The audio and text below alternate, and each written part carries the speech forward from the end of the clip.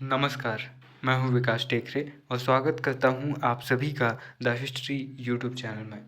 आज के इस वीडियो में हम मध्यकालीन भारत में वास्तुकला को देखेंगे।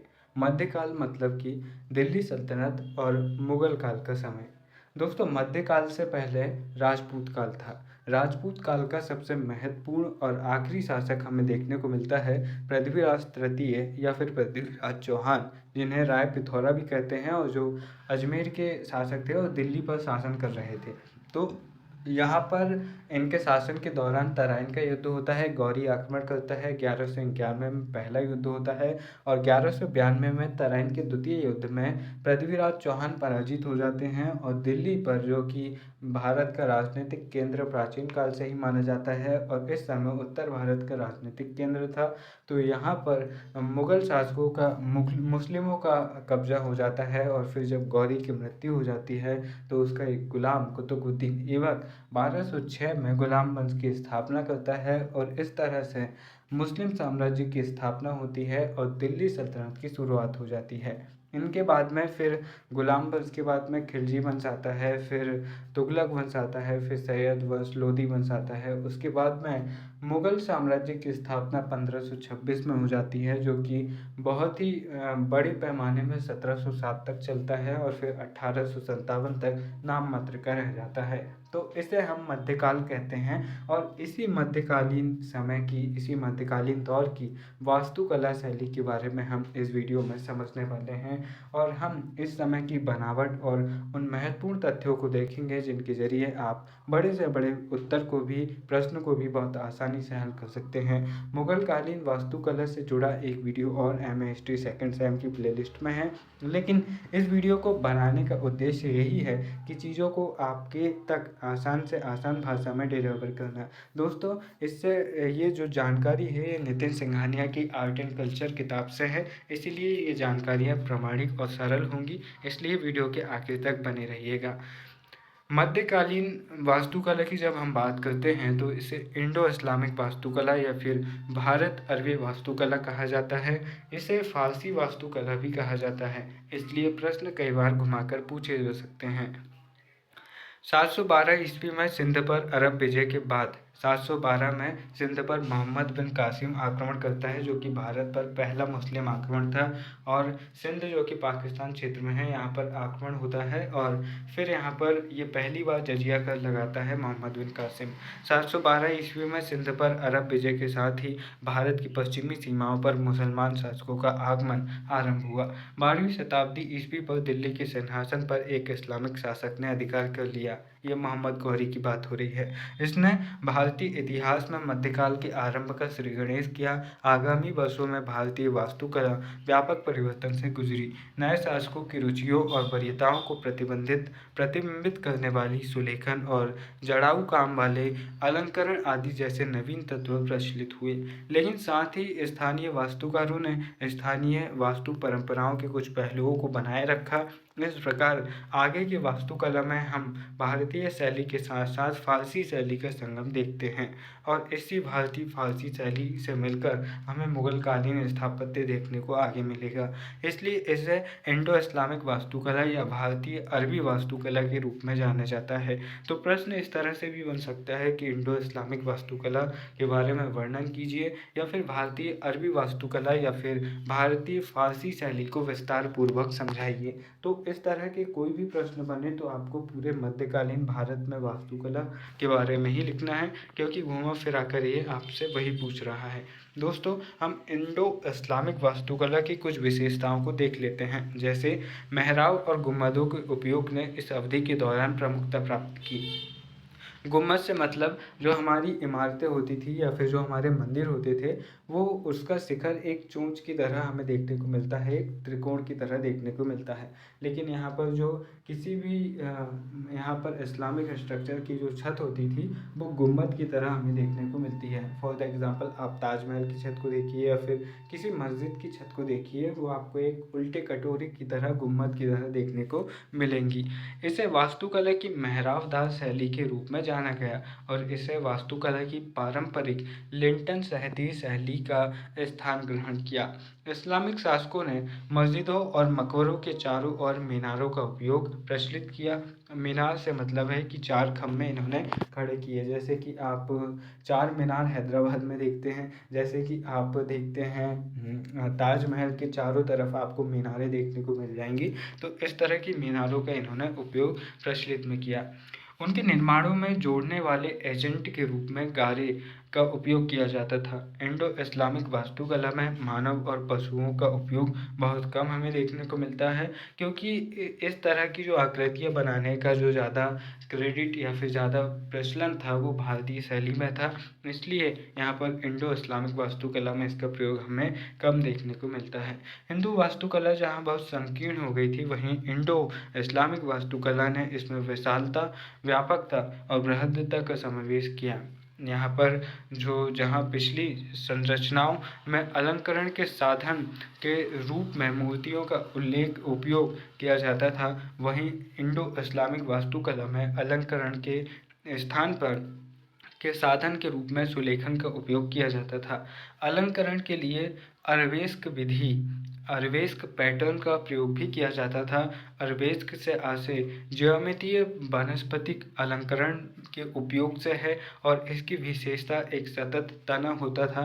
यह पत्तेदार द्वितीयक तने की श्रृंखला का निर्माण करते हुए नियमित अंतराल पर विभाजित होता है और द्वितीयक तना भी पुनः विभाजित होता है और या इसे मुख्य तने से मिलने के लिए वापस मोड़ा जाता है, जिससे एक सजावटी पैटर्न का निर्माण होता है। और इस अरेबिक डिज़ाइन को आप यहाँ पर देख सकते हैं, और ये जो आप कई बार रंगोली में इस डिज़ाइन को बना देते होंगे या फिर कॉपी में आप बना देते होंगे, लेकिन नॉर्मली आप इसे ऐसे ही एक चित्र समझ लेते होंगे, लेकिन यह एक अरबेस्क डिज़ाइन है जो कि यहाँ पर आपको एक तना दिख रहा है और उसके पत्ते निकले हुए आपको दिख रहे हैं। इसके बाद में हम सजावटी पैटर्न से लेकर समरूपता की भावना आत्मसात करने तक इस अवधि की वास्तुकला में भारी पैमाने पर ज्यामितीय सिद्धांतों का प्रयोग देखने को मिलता है। दोस्तों, भवनों में जाली का जटिल काम किया गया था। यह इस्लाम धर्म में प्रकाश के महत्व को प्रतीक करते हैं और इस तरह की जाली हमें देखने को मिलती है इमारतों में, जो कि प्रकाश के महत्व को बताती है कि किसी भी इमारत में प्रकाश को कितना महत्व देते थे। इस अवधि की वास्तुकला की एक महत्वपूर्ण विशेषता आंगन के फूलों, फव्वारों और छोटी नालियों के रूप में परिसर से पानी का उपयोग करना था। पानी मुख्य रूप से 3 प्रयोजनों के लिए किया जाता था। पहला धार्मिक प्रयोजन, दूसरा परिसर में शीतलता के लिए और सजावटी उद्देश्य के लिए। जो इस्लामिक शासकों की बागों की जो चारबाग शैली का प्रचलन किया था, इसमें एक वर्गाकार खंड 4 समान वर्गों में विभाजित किया जाता था। आप शाहजहां और अकबर के समय इस चारबाग शैली के बहुत सारे उदाहरण आपको देखने को मिलेंगे, चाहे आप लाहौर और कश्मीर के बगीचों की बात कर लें या फिर जो दिल्ली का मुगल गार्डन है उसकी बात कर लें, जो मुगलों की देन रही है। और इनकी जो चारबाग शैली है इसका प्रयोग हमें देखने को मिलता है। तो इस प्रकार से एक चौड़ी ज़मीन पर जो चौकोर होती थी, वहाँ पर 4 खंड बराबर बांटे जाते थे और उनमें फिर बहुत विभिन्न प्रकार के फूल बागवानी की जाती थी और इसे चारबाग शैली कहा जाता है और इसे मुगलों ने सबसे ज़्यादा प्रसिद्ध करने का काम किया। इस अवधि की वास्तुकला में प्रस्तर की दीवारों में सजावट के लिए कीमती रंगीन पत्थरों और रत्नों को जड़ने के लिए पित्रादुरा तकनीक का भी उपयोग किया जाता था। तो यहाँ पर पित्रादुरा की इस जो तकनीक है वह कुछ इस तरह से हमें देखने को मिलती है। जब आप कॉलम देखते हैं, बड़े बड़े गोल गोल कॉलम देखते हैं, तो उसमें आप इस तरह की डिज़ाइन देखते होंगे। तो ये जो इसका जो होता था, इसमें दीवारों की सजावट और जो रंगीन पत्थर होते थे उन्हें आपस में रत्नों से जोड़ने के लिए इसका इस्तेमाल किया जाता था और ये पित्रादौरा की शैली है। ठीक है। एक और अनोखी विशेषता भवनों में जो यहाँ पर एक नई तकनीक हमें देखने को मिलती है और इसका प्रयोग इस प्रकार किया जाता था कि शिलालेख दूर होते हुए भी पास नजर आ। तो अब इसे फॉरेस्ट हॉर्टिंग टेक्निक कहें या फिर जो भी आप समझ सकते हैं यहाँ पर। तो इसके बाद में हम मेहराबदार शैली और लिंटन शहतीर शैली के बीच में अंतर देखेंगे। तो मैं आपको सच में बताऊँ कि वास्तुकला के उत्तर में आपको इतना ज़्यादा लंबा चौड़ा ज्ञान नहीं लिखना है। दोस्तों यहाँ पर हम सिर्फ़ चीज़ों को समझ रहे हैं, तो आप चीज़ों को समझिए, आपको वो भी मिलेगा जो आपको अपने एग्ज़ाम में लिखना है। इसीलिए आप एमए लेवल के अगर विद्यार्थी हैं तो आप इन चीज़ों को और डीप में पढ़िए, क्योंकि आप जब नेट, जेआरएफ जैसे एग्ज़ाम को पढ़ेंगे तो आपको आर्ट एंड कल्चर में इन चीज़ों को पढ़ना बहुत ज़्यादा ज़रूरी रहेगा। इसलिए आप एक साथ 2 काम कीजिए, चीज़ों को इतना डीप में पढ़िए कि नेट जेआरएफ के लिए भी क्लियर हो और साथ ही आप अपने एमए के एग्ज़ाम को भी क्लियर कर पाएँ। तो यहाँ पर मेहराब शैली और लिंटल शैली के बीच में हम अंतर देखते हैं। आधार लिंटन सहती शैली और दूसरी तरफ मेहराबदार शैली। मेहराबदार शैली यानी कि जिनका इंडो इस्लामिक वास्तुकला के तहत प्रयोग किया जाता था। तो हम इनके प्रवेश की बात कर लें तो जो लिंटन सहती शैली है, इसकी विशेषता लिंटन का उपयोग किया गया था। जो लिंटन, आप यहाँ पर 2 डंडे देख रहे हैं, तो जो दूसरा यहाँ पर द्वार दिख रहा है, जो देख सकते हैं कि इसे क्या कहेंगे, तो ये जो लिंटन है और दूसरा इसकी विशेषता मेहराब और गुम्बद का उपयोग था। साथ ही हम शीर्ष की बात करें तो जो लिंटन सहती शैली थी, मंदिर के शीर्ष पर शिखर का उपयोग था और शिखर सामान्यतः शंक्वाकार या वक्राकार होता था, वक्राकार। तो और साथ ही मेहराबदार शैली की बात करें तो यहाँ पर गुम्बद का उपयोग किया जाता था और जो कि अर्धगोलाकार होते थे। हम मीनार की बात करें तो सहती शैली में हमें मीनारें देखने को नहीं मिलती है, और जबकि जो मेहराबदार शैली है वह सामान्यतः हमें मीनारें चारों कोनों पर देखने को मिलती है। निर्माण सामग्री की बात करें तो जो सहती शैली है उसमें सभी निर्माणों पर प्राथमिकता का घटक प्रस्तर था, और यहाँ पर जो मेहराबदार शैली है इसमें निर्माण हेतु ईंट, चूना, प्लास्टर और गारे का उपयोग आरंभ यहाँ पर हो चुका था।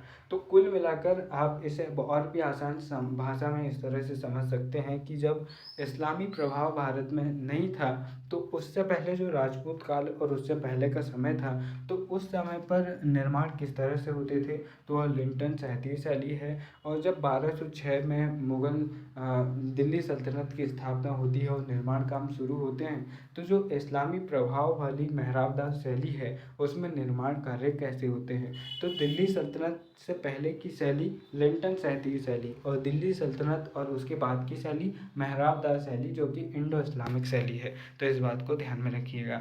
दिल्ली सल्तनत के दौरान वास्तुकला को अब हम यहाँ पर समझने वाले हैं। तो अभी तक तो हमने कलाओं को समझा 12 मिनट तक। अब इसके बाद में हम मेन पॉइंट समझ रहे हैं जो कि एमए के विद्यार्थियों के लिए लिखने के लिए खास तौर पर ज़रूरी है। दिल्ली सल्तनत काल यानी कि 1206 से 1526 ईस्वी के दौरान वास्तुकला को 2 व्यापक श्रेणियों में वर्गीकृत किया जाता है। पहला, साम्राज्यिक शैली दिल्ली के शासकों द्वारा संरक्षित और प्रांतीय शैली स्थानीय शासकों सरदारों द्वारा संरक्षित। तो हम इसे 2 भागों में बांट रहे हैं। पहला तो वो है कि सल्तनत काल के सुल्तानों ने खुद क्या बनवाया है, और दूसरा उनके शासनकाल के दौरान दूसरे शासकों ने जो या तो उनके अधीन थे या फिर उनसे स्वतंत्र थे, उन्होंने क्या क्या करवाया है। तो यहाँ पर देखिए, साम्राज्यिक शैली को हम पहले देख रहे हैं। साम्राज्यिक शैली को यहाँ पर देखिए तो यहाँ पर प्रश्न भी इस तरह से पूछ सकते हैं कि दिल्ली सल्तनत की प्रांतीय शैली समझाइए या फिर साम्राज्यिक शैली समझाइए। तो आप कंफ्यूज मत होना, बात वही चल रही है, आपको चीज़ें अच्छे से समझना है। इस अवधि के दौरान शासन करने वाले विभिन्न राजवंशों के अधीन वास्तुकला की साम्राज्यिक शैली का विकास हुआ। प्रत्येक शासक ने अपनी स्वयं की कुछ रुचियों को आरोपित की है, लेकिन बनावट की शैली मोटे तौर पर एक जैसी रही। एक बात और रोककर आपको बताऊं कि कई बार अलग अलग कॉलेज के अलग अलग सिलेबस में आपको दिया जाता है कि खिलजी स्थापत्य बताइए, गुलाम स्थापत्य बताइए, तुगलक स्थापत्य बताइए। तो वो सब भी यहाँ पर से वो चीज़ें भी यहाँ पर से कवर हो रही हैं, क्योंकि यहाँ पर हम लगभग सभी चीज़ मुगल मध्यकालीन स्थापत्य देख रहे हैं, तो उसमें सभी वंश आ जाते हैं। अगर किसी एक पर्टिकुलर वंश के बारे में आपको स्थापत्य समझना हो तो आप स्पेशल नोट्स बना सकते हैं, ताकि चीज़ें आपको समझने में ज़्यादा प्रॉब्लम ना जाए। तो ये 2.5 दिन के झोपड़े को देखिए जो कि अजमेर में है, और बहुत ही इसके बारे में हम आगे पढ़ेंगे। गुलाम वंश को देखते हैं। गुलाम वंश या इलवरी राजवंश, इसे हम ममलुक वंश भी कहते हैं, क्योंकि जो गुलाम होते थे उन्हें ममलुक कहा जाता था, इसलिए गुलाम वंश को ममलुक वंश भी कहते हैं। 1206 से लेकर 1290 ईस्वी तक इनका शासन रहता है और ये सत्ता में बने रहते हैं। उनके शासनकाल के दौरान वास्तुकला शैली को मामलुक शैली कहते हैं। जैसे कि मैंने आपको बताया कि इनके वंश को मामलुक भी कहा जाता है, इसलिए इनकी शैली को मामलुक भी हम कह सकते हैं। साथ ही इसे गुलाम वंश की शैली या हिलवरी शैली भी कह सकते हैं, क्योंकि वंश के नाम पर शैलियाँ चल रही हैं। इस अवधि के दौरान अधिकांश निर्माण तत्कालीन हिंदू संरचनाओं के प्रतिरूप थे। यानी कि इनके पास में इतना समय नहीं था और ना ही इनके पास में इतना धन था और ना ही इनकी इतनी रुचि थी। इसलिए यह क्या करते थे कि जो बड़े बड़े हिंदू मंदिर होते थे उन्हें तोड़वाकर वहीं पर मस्जिद का निर्माण करवा देते थे। तो इससे इनका खर्चा बच जाता था। दूसरा ये भी होता था कि ये हिंदुओं पर दहशत फैला देते थे। तीसरा ये होता था कि ये जो गैर इस्लामी वास्तुकला है या फिर जो ईश्वर में इनका अविश्वास है, वहाँ पर मूर्तियों का विध्वंस करके ये अपने आप को सुकून भी दिला लेते थे। तो एक तीर से बहुत सारे निशाने होते थे, इसलिए ये मंदिरों को तोड़कर वहाँ पर प्रतिरूप उनका करवाते थे। उन्होंने कई स्मारकों का निर्माण भी करवाया, जैसे कुतुब मीनार इसका एक प्रमुख उदाहरण है। इस 5 मंजिला संरचना का निर्माण कुतुबुद्दीन ऐबक ने आरंभ करवाया था। वह केवल इसका भूतल ही बनवा पाया था कि अगली मंजिल इल्तुतमिश द्वारा पूरी करवाई गई, क्योंकि उससे पहले ही पोलो खेलते समय लाहौर में इसकी कुतुबुद्दीन ऐबक की मृत्यु हो जाती है। तो फिर इसका जो दामाद होता है और अगला शासक होता है आराम शाह, तो जो कि कुतुबुद्दीन ऐबक का बेटा होता है, वो आराम ही करते रह जाता है और उसका जीजा यहाँ पर राज्य हड़प लेता है। इल्तुतमिश द्वारा यहाँ पर पूरी करवाई जाती है और 5वीं मंजिल फिरोज शाह तुगलक द्वारा बनवाई जाती है, क्योंकि इल्तुतमिश यहाँ पर 4 मंजिलें ही बनवाता है और जब आने वाले समय में बिजली गिरने से इसको काफ़ी नुकसान पहुँचता है और फिर जब फिरोज शाह तुगलक इसे देखता है तो वो चौथी मंजिल को पूरी तरह साफ़ करवा के और 2 छोटी मंजिलों का निर्माण करवा के इसे 5 मंजिला इमारत बनवा देता है। तो यहाँ पर आप इस कुतुब मीनार को देख सकते हैं। अन्य उदाहरण की बात करें तो कुतुब मीनार परिसर में कुब्बत उल इस्लाम मस्जिद है, जो कि एक जैन मंदिर से परिवर्तित की गई थी। और कुब्बत उल इस्लाम के विषय में ये भी बात याद रखना कि ये उत्तर भारत की पहली इस्लामिक मस्जिद हमें देखने को मिलती है। जबकि भारत की पहली मस्जिद की बात करें तो वह चेरमन जुम्मा मस्जिद है, जो कि 627 ईस्वी के आसपास केरल में बनाई गई थी, जो कि इस्लाम धर्म की स्थापना के सिर्फ 5 वर्ष बाद दक्षिण भारत के केरल के एक राजा चेरमन जुम्मा के द्वारा बनवाई गई थी, जो कि मक्का यात्रा के दौरान इस्लाम धर्म से प्रभावित होकर उन्होंने इस्लाम धर्म को स्वीकार कर लिया था। अजमेर में 2.5 दिन का झोपड़ा हमें देखने को मिलता है, जो कि खिलजी शासक अलाउद्दीन खिलजी ने बनवाया था और कहते हैं कि ये सिर्फ 2.5 दिन में बना था, इसलिए इसे 2.5 दिन का झोपड़ा कहते हैं। और इसके विषय में ये बात यह है कि ये एक सरस्वती मंदिर को तोड़कर बनवाया गया था, इसलिए इसके विषय में इस बात को भी ध्यान रखना। इसलिए तो ये 2.5 दिन में बन गया था, क्योंकि तोड़ने में और वहाँ पर दूसरी इमारत बनाने में ज़्यादा समय लगते कितना है। खिलजी वंश की बात करते हैं तो खिलजी वंश ने 1290 से लेकर 1320 ईस्वी तक शासन किया और 1296 से 1313 तक तो हमें सिर्फ अलाउद्दीन खिलजी का ही दिखता है और वही इस वंश के सबसे अलग शासक हमें देखने को मिलता है। और इनकी जो वास्तुकला थी उसे सेल्जुक शैली कहा जाता है, क्योंकि इस अवधि के निर्माण में विशेष रूप से इन्होंने लाल बलुआ प्रस्तर जो पत्थर हैं उनका उपयोग किया। इसके साथ ही मेहराबदार शैली ने भी इस अवधि में प्रमुखता पाई। सभी निर्माण कार्यों को जोड़ने वाली सामग्री के रूप में गारे को प्रमुख रूप से इस्तेमाल किया जाने लगा था। तो जो कुतुब मीनार है और अलाई दरवाज़ा है दिल्ली, वो आप यहाँ पर देख रहे होंगे, ये साइड में जो है ये अलाई दरवाज़ा है और ये जो है ये कुतुब मीनार है। इसकी 5 मंजिल है, यानी 1 2 3 4 5, हाँ 5 मंजिला है।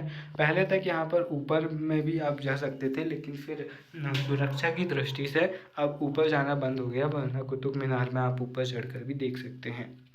दोस्तों उदाहरण के लिए अलाउद्दीन खुजली द्वारा निर्मित अलाई दरवाज़ा, सीरी का किला, उसने सीरी नामक एक शहर भी बसाया था। यहाँ पर उसकी वास्तुकला के उदाहरण हमें देखने को मिलते हैं।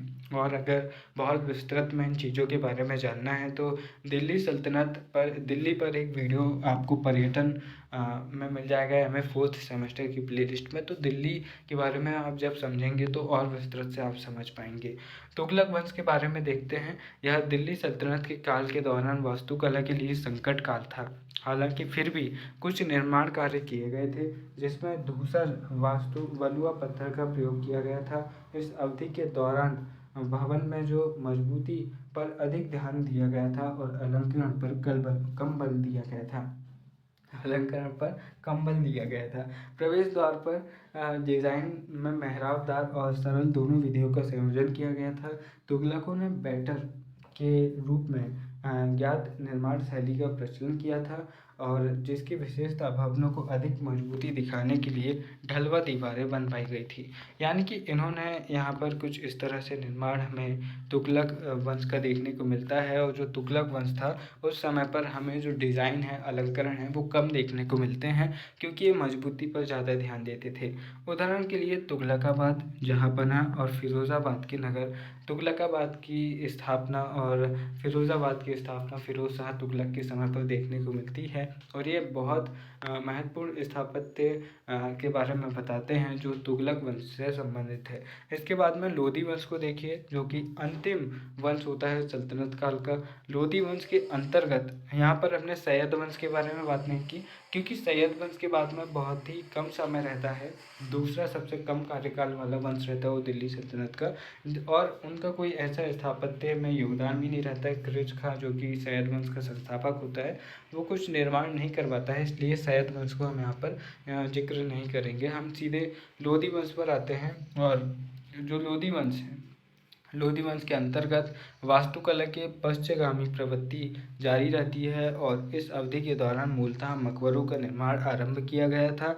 हालांकि इस अवधि की वास्तुकला की एक महत्वपूर्ण विशेषता दोहरे गुम्बद यानी कि डबल डोम, यहाँ पर आप देख रहे होंगे, यहाँ पर दोहरे गुम्बद आपको दिख रहे होंगे। पहला गुम्बद तो ये है, दूसरा गुम्बद ये है और तीसरा गुम्बद ये है। तो इस तरह से दो गुम्बद आपको देखने को मिल जाएंगे। तो इस प्रचलन की यहाँ पर शुरुआत होती है और यह शीर्ष गुम्बद के अंदर एक खोखले गुम्बद से मिलकर बना होता है। यानी कि शीर्ष गुम्बद से ये दोनों छोटे होते हैं और दोनों से छोटे होते हैं और साइड साइड में होते हैं। तो यहाँ पर आप चित्र देखकर और आसानी से समझ पाएंगे। और दोहरे गुम्बदों का उपयोग करने के क्या कारण थे? तो संरचना को मजबूती देना, क्योंकि यहाँ पर ये इमारतों को बड़ा बना रहे थे, इसलिए मजबूती देना ज़रूरी था, इसलिए दो गुम्बदों का प्रयोग कर रहे थे। साथ ही साथ गुम्बद की भीतरी ऊंचाई को भी कम करना, इसलिए भी ये इस तरह के गुम्बद को बना रहे थे। इस चरण के दौरान बनाए गए मकबरे किसी भी भव्य अलंकरण के बिना कटोरे और सादे थे। इन्हें लगभग 15 मीटर के व्यास के साथ अष्टकोणीय आकार में बनाया गया था और ढलवा बरामदे से सहारा दिया गया था। उदाहरण के लिए लोधी गार्डन, सिकंदर लोधी द्वारा स्थापित आगरा नगर, और आगरा में जो इन्होंने महत्वपूर्ण स्थापत्य सिकंदर लोधी द्वारा हुए, उनसे आप इनकी वास्तुकला शैली को समझ सकते हैं। अब हमने यहाँ पर जो शासकों की शैली थी उसे समझा। अब हम यहाँ पर जो प्रांतीय शैली थी और जो इनके छोटे सरदार थे और इनके अधीन शासक थे, उन्होंने क्या किए यह हम देखते हैं। कदम रसूल की यहाँ पर मस्जिद देखिए, शायद ये आपको दिख पाए लेकिन फिर भी ध्यान से देखिए। 2-3 गुम्बद यहाँ दिख रहे हैं, पहला मेन गुम्बद है और 2 आइट साइड में छोटे छोटे गुम्बद दिख रहे हैं। दरवाजे भी शायद 3 हैं।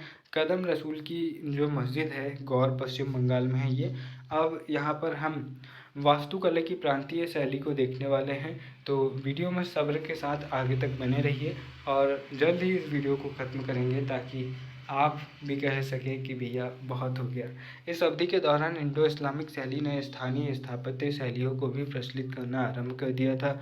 बंगाल, बीजापुर, जौनपुर और मांडू वास्तुकला के विकास के महत्वपूर्ण केंद्र बन गए थे। दोस्तों, मांडू रानी रूपमती और जो उनके पति होते हैं उनका नाम क्या है, मांडू बाज बहादुर, उनकी प्रेम कहानियों के लिए काफ़ी ज़्यादा प्रसिद्ध रहा है, लेकिन ये स्थापत्य कला के लिए भी बहुत ज़्यादा प्रसिद्ध रहा है। मांडू धार में है और धार मध्य प्रदेश में है और मैं भी मध्य प्रदेश में हूँ, तो थोड़ा सा तो बोलना बनता है। बंगाल की शैली की बात करें तो 1203 से 1573 ईस्वी वास्तुकला की बंगाल शैली की विशेषता ईंटों और काले संगमरमर का प्रयोग थी। इस अवधि के दौरान बनी मस्जिदों में ढलवा बंगला छतों का उपयोग जारी रहा, जिसका पहले मंदिरों के लिए उपयोग किया जाता था। उदाहरण के लिए गौर स्थित कदम रसूल मस्जिद, पांडुआ स्थित अदीना मस्जिद हमें देखने को मिलती है। अब इसके बाद में हमने बंगाल शैली देख ली, अब हम जौनपुर शैली देखते हैं। जौनपुर शैली का समय रहता है 1394 से 1479 ईस्वी, 1479 ईस्वी। तो ये कुल मिलाकर जो प्रमुख वंश प्रमुख शासक रहते हैं उनके दौर की जो बढ़ावा देते हैं उनके दौर की ये शैलियाँ रहती है। शर्की शासकों के संरक्षण में जौनपुर कला और सांस्कृतिक गतिविधियों का महान केंद्र बन गया था। वास्तुकला की इस शैली को शर्की शैली के रूप में भी जाना जाता है। ये कहीं सरक नहीं गई थी। जो इनका वंश था उसका नाम ही शर्की था, तो इसलिए इस शैली को भी वंश के नाम पर शर्की कहा गया। शर्की शैली के रूप में जाना जाने लगा और पठान शैली की भांति इसमें भी मीनारों का उपयोग किया जाता था। और यहाँ के भवनों की एक अनोखी विशेषता प्रार्थना हॉल के केंद्र और बगल में खंडों की विशाल स्क्रीनों चित्रित मोटे और सशक्त अक्षरों का प्रयोग यहाँ पर किया जाता था।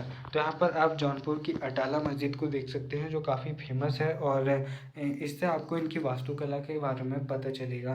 तो यहाँ पर जो देख रहे हैं आप भवनों की जो अनोखी विशेषता है, जो प्रार्थना हॉल है उसके बगल में आपको विशाल 2 और अन्य केंद्र देखने को मिल जाएंगे। इसके बाद में देखिए मालवा शैली जो कि इनके ही काल में बनी। मालवा शैली 1405 से 1569 ईस्वी मालवा के पठार में स्थित धार और मांडू के नगर वास्तुकला की प्रमुख स्थान बन गए थे। यहाँ के भवनों की सबसे प्रमुख विशेषता विभिन्न रंगों के प्रस्तरों और संगमरमरों का प्रयोग था। भवन में विशालकाय खिड़कियां लगी थी जो शायद यूरोपीय प्रभाव का परिणाम थी, क्योंकि इस समय तक यूरोपीय प्रभाव भी देखने को मिलता है। ये मेहराब एवं स्तंभों के शैलीकृत प्रयोग से अलंकृत थे। यहाँ तक कि श्रेणियों का भी उपयोग निर्माण का सौंदर्य बढ़ाने के लिए किया गया था। हालांकि वास्तुकला की इस शैली में मीनारों का उपयोग हमें देखने को नहीं मिलता है। और मालवा की शैली में जो मांडू है इस क्षेत्र का विकास बहुत ज़्यादा हमें देखने को मिलता है। इसके बाद में आप देखिएगा वास्तुकला की पठान शैली को। तो पठान शैली के रूप में भी ज्ञात मालवा शैली निम्नलिखित विशेषताओं के चलते इस अवधि की पर्यावरण अनुकूल के सर्वश्रेष्ठ नमूने में से एक है। तो जो मालवा शैली है उसे ही पठान शैली भी कहा जाता है, क्योंकि यहाँ पर पठान शैली का बहुत ज़्यादा प्रभाव था, इसलिए मालवा शैली को पठान शैली भी कहते हैं। इस बात को ध्यान में रखना। विशालकाय खिड़कियों का उपयोग भवनों के कक्षों को भलीभांति हवादार बनाता था। मंडप थोड़े धनुषाकार होते थे। यह विशेषता उन्हें हवादार बनाती है और गर्मियों के दौरान भी ये भवन ठंडे रहते थे। क्योंकि मालवा क्षेत्र में गर्मी बहुत ज़्यादा पड़ती है इसलिए ऐसा उन्हें बनाया जाता था। परिसर में जल भंडारण हेतु बावली के रूप में ज्ञात कृत्रिम जलाशयों का निर्माण किया जाता था। निर्माण हेतु स्थानीय स्तर पर उपलब्ध सामग्री का उपयोग किया गया था। तुगलकों द्वारा प्रचलित बैटर प्रणाली का उपयोग करके भवनों को मजबूत बनाया जाता था। तो यहाँ पर तुगलक प्रणाली का भी प्रभाव देखने को मिलता है। उदाहरण के लिए देखिए रानी रूपमती का मंडप, हिंडोला महल और अशरफी महल हमें देखने को मिलते हैं। तो यहाँ पर देखिए जो रानी रूपमती का महल है इसे देखिए, और साथ में यहाँ पर हमें हिंडोला महल देखने को मिल रहा है। इससे यहाँ पर की जो कला है उसे आप समझ सकते हैं। तो किसी भी इमारत को ध्यान से देखकर आप ये पता लग सकते हैं कि इसमें किस कला का प्रभाव है। अगर आपने इस वीडियो को ध्यान से देखा तो इस वीडियो को ध्यान से देखने के बाद में एक फ़ायदा तो आपको ये होगा कि जब आप कहीं घूमने जाएंगे और आप जब किसी इमारत को देखेंगे तो आपको ये समझ में आएगा कि ये किस वंश के प्रभाव में बनी और इस पर किस तरह का प्रभाव है। ये इंडो इस्लामिक है या फिर पूरी तरह से इस्लामिक है या फिर इसमें मालवा की पठान शैली का उपयोग है। इसलिए आप जब किसी भी चीज़ को पढ़ें कोई भी सब्जेक्ट की, तो उसे आप आसपास की जो ज्योग्राफी है उससे लिंक करने की कोशिश करें, तो इससे आपकी पढ़ाई बहुत ज़्यादा मज़ेदार हो जाएगी। देखिए बीजापुर शैली को देखते हैं। 1490 से 1656 ईस्वी आदिल शाह के संरक्षण में बीजापुर शैली या वास्तुकला की दक्कन शैली का विकास हुआ। उसने अनेक मस्जिद, मकबरे और महलों का निर्माण करवाया। इनका अनूठापन मेहराबों के अग्रभाग, जो हम आगे फोटो देखेंगे, और बल्बनुमा गुम्बदों का उपयोग था। ये सभी लगभग गोलाकार और संकरी गर्दन वाले थे। उसने कार्निस का उपयोग भी प्रचलित किया। बीजापुर शैली की एक प्रमुख विशेषता इसकी छतों का व्यवहार था। छतें किसी भी स्पष्ट सहारे के बिना टिकी थी। लोहे की जो क्लैंपे के और गारे से इनको मजबूत प्लास्टर का उपयोग भवनों को मजबूती देने के लिए किया गया था। दीवारें समृद्ध नक्काशियों से अलंकृत थी। उदाहरण के लिए बीजापुर स्थित गोल गुम्बद या छत आदिल शाह का मकबरा था। जो गोल गुम्बद हमें यहाँ देखने को मिल रही है, ये देखिए। तो ये जो है ये आदिल शाह का मकबरा है और इससे आप इनकी जो दक्खनी वास्तुकला है या फिर जो आदिल शाही की जो बीजापुरी शैली है उसे आप समझ सकते हैं। तो यहाँ पर इससे आप इन्हें समझ सकते हैं और साथ ही आप जो व्हिस्परिंग गैलरी इस तरह से बनी होती थी जहाँ फुसफुसाहट की आवाज़ को भी गैलरी के अन्य हिस्सों से स्पष्ट सुना जा सकता है। उदाहरण के लिए गोल गुम्बद बीजापुर, विक्टोरिया मेमोरियल कोलकाता, गोलघर अन्न भंडार पटना। तो इस तरह की चीज़ों को आप देख सकते हैं।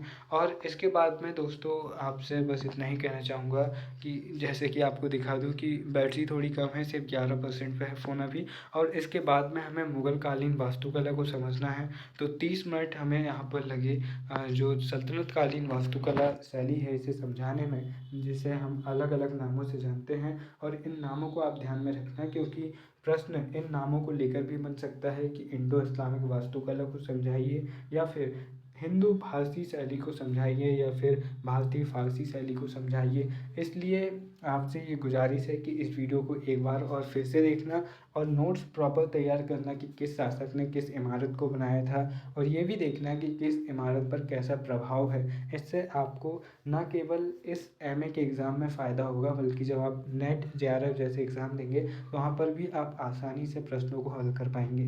मुझे उम्मीद है इस वीडियो से आपने काफ़ी कुछ सीखा होगा। मुग़ल स्थापत्य कला पर अगला वीडियो आपको एमए हिस्ट्री सेकंड सेमेस्टर की प्लेलिस्ट पर मिलेगा।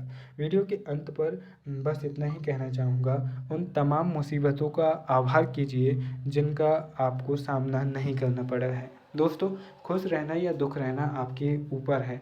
जब आप दुखी होना चाहते हैं तो आप ये सोचते हैं कि आपसे ज़्यादा सुखी हर कोई है। आपको जब भी कोई मुस्कुराता हुआ आदमी दिखता है तो आपको ये लगता है कि भाई इनकी ज़िंदगी में तो मज़े ही मज़े हैं, पूरी सज़ा हमारी ही ज़िंदगी में क्यों है। तो आप उनकी खुशी के पीछे जो दुख है उसे नहीं देख पाते हैं। इसलिए अगर आपको ज़िंदगी में खुश रहना है तो एक बात हमेशा ध्यान में रखना कि ये सोचो कि आपसे भी नीचे बहुत सारे लोग हैं, आपसे भी विकट परिस्थितियों में बहुत सारे लोग हैं। सिर्फ ये नहीं कि आपकी ज़िंदगी में परेशानियां हैं, ज़िंदगी हर किसी की परेशानियां हर किसी की ज़िंदगी में है। किसी की ज़िंदगी में छोटी है तो किसी की ज़िंदगी में बड़ी है।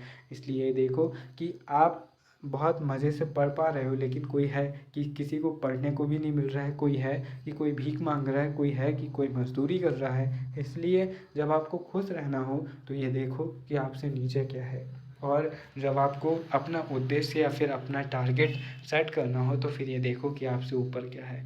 तो यहाँ पर वीडियो काफ़ी लंबा हो गया और ये आखिरी के विचार भी आपको बोरिंग लगे होंगे। तो फिर मिलते हैं अपने किसी और वीडियो में, तब तक के लिए नमस्कार, जय हिंद।